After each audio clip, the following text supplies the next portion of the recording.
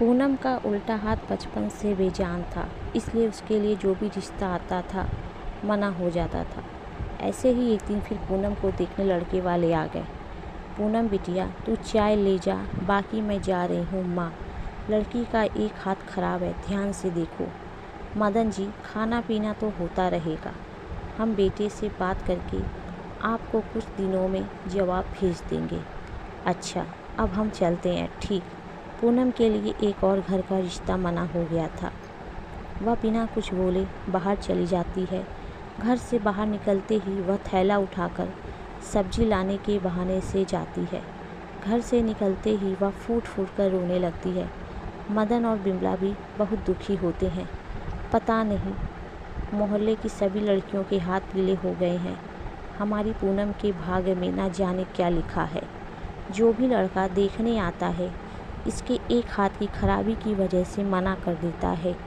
क्या करे बिमला, वो दिन मुझे आज भी याद है जब पूनम छोटी थी। सुनो जी, बारिश बहुत तेज़ हो रही है, मुझे नहीं लगता मैं ज़्यादा देर तूफ़ान सहन कर पाएगी। तब पूनम को संभालो और ज़रूरी सामान बांध ले। देखता हूँ कोई सहायता मिल जाए तो यह जगह खाली कर देंगे।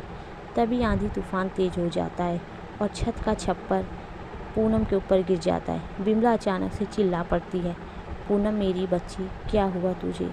यह क्या अनर्थ हो गया? भगवान, मेरी बच्ची। बिमला और मदन पूनम को उठाकर डॉक्टर के पास जाते हैं। बच्ची के हाथ पर वजन गिरा है, इसलिए यह हाथ अब उम्र भर बेजान रहेगा। पता नहीं हमारी बेटी के साथ ऐसा ही क्यों होना लिखा था। आप दुखी मत हो, पूनम बाजार से आती होगी, आपको ऐसे देखेगी तो वह परेशान होगी। माँ बापू क्या बातें चल रही है, आज तो मैं थक गई। ये लो मैं सारी सब्जियां ले आई हूँ, जो कुछ तुमने बोला था। तभी पड़ोस की महिला आ जाती है। राम राम बिमला बहन, लो मुँह मीठा करो, मेरी बिटिया सुमन का रिश्ता पक्का हो गया है।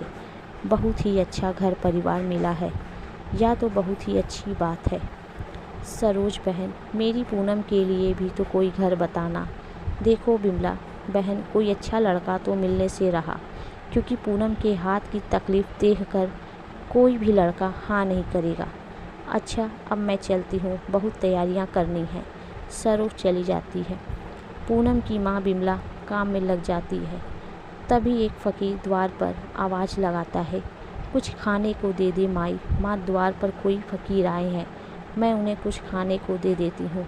ये लो बाबा, साग और रोटी। बिटिया ये तेरे हाथ को क्या हुआ? बाबा, जब मैं छोटी थी तो एक हादसे से मेरे हाथ पर चोट आई थी।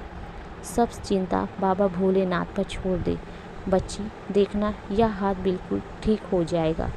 क्या हुआ पूनम? बाबा को रोटी देने में बड़ी देर लगा दी। क्या हुआ बाबा? सब चिंता बाबा भोलेनाथ पर छोड़ दे। बच्ची देखना, तेरा यह हाथ बिल्कुल ठीक हो जाएगा। बाबा, इसकी सारी सहेलियों की शादी हो गई है। इसका बेजान हाथ देखकर सब लड़के मना कर देते हैं। पता नहीं इसका भाग्य कब खुलेगा। बिटिया, तेरी सारी चिंताओं की मुक्ति इस श्रावण मास में हो जाएगी।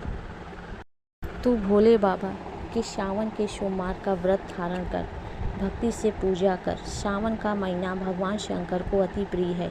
जो कोई भी सच्चे मन से श्रावण मास में उनकी पूजा करता है, उस भक्त की सभी इच्छाएं पूरी करते हैं। और हाँ बेटी, भोलेनाथ के आशीर्वाद से देखना, इस बार तुम अपने माता पिता के साथ कांवड़ यात्रा भी करोगी।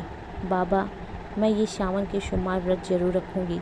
शिव के सावन मास में सोमवार व्रत रखने लगी। सावन मास में सुबह उठकर वो शिव मंदिर में जाकर पूजा पाठ करती और शिवलिंग पर जल चढ़ाती। एक दिन पूनम मंदिर में पूजा के लिए पहुंची। तभी, अरे कोई मेरी मदद कर दो, या सामने कुएं से पानी निकाल दो, मुझे शिवलिंग पर जल अभिषेक करना है, कोई मेरी मदद कर दो। क्या हुआ बाबा, आप कुछ परेशान दिखाई दे रहे हैं। बेटी, आज सावन मास की शिवरात्रि है, मुझे कुएं के जल से ही शिवलिंग पर जल से अभिषेक करना है, पर मैं विध हूँ, कुएं से पानी निकालने में असमर्थ हूँ। क्या तुम मेरी सहायता करोगी? हाँ बाबा, मैं अभी आपके लिए कुएं से बाल्टी भर कर लाती हूँ। पूनम बाल्टी उठाकर कुएं के पास जाती है और कुएं से पानी निकालने लगती है। उसे याद ही नहीं रहता कि उसका हाथ तो काम ही नहीं करता। पर वह दोनों हाथों से पानी की बाल्टी खींच लेती है और उस बूढ़े व्यक्ति के पास ले जाने लगती है तो बूढ़ा व्यक्ति वहाँ नहीं होता। पूनम अपने दोनों हाथ की ओर देखती है। जो उल्टा हाथ बरसों पहले अपाहिज हो गया था, आज उसने उसी हाथ से कुएं से पानी निकाला। वह भागती हुई घर जाती है। माँ माँ देखो, मेरा हाथ ठीक हो गया। भगवान भोलेनाथ ने मेरा हाथ ठीक कर दिया। क्या इतना बड़ा चमत्कार है शिव शंकर, आपका यह कैसा अनोखा चमत्कार है। प्रभु, मेरी बिटिया का हाथ ठीक हो गया। भगवान आपकी महिमा अपार है। पूनम बिमला और मदन को मंदिर में घटी सारी घटना विस्तार से बताती है। पूनम, वो भगवान शंकर की ही कोई लीला थी जो तुम्हारा हाथ ठीक करने के लिए उन्होंने रची थी। स्वयं भगवान शिव तुम्हारी मदद के लिए आए। बेटी, यह सब सावन मास के सोमवार व्रत का फल है। सच ही फलदायी है। तूने उन फ़कीर बाबा के कहने से तभी वो फ़कीर बाबा आ जाते हैं। मैंने कहा था मैं भोलेनाथ के सावन के सोमवार व्रत बहुत पर यह व्रत रखे।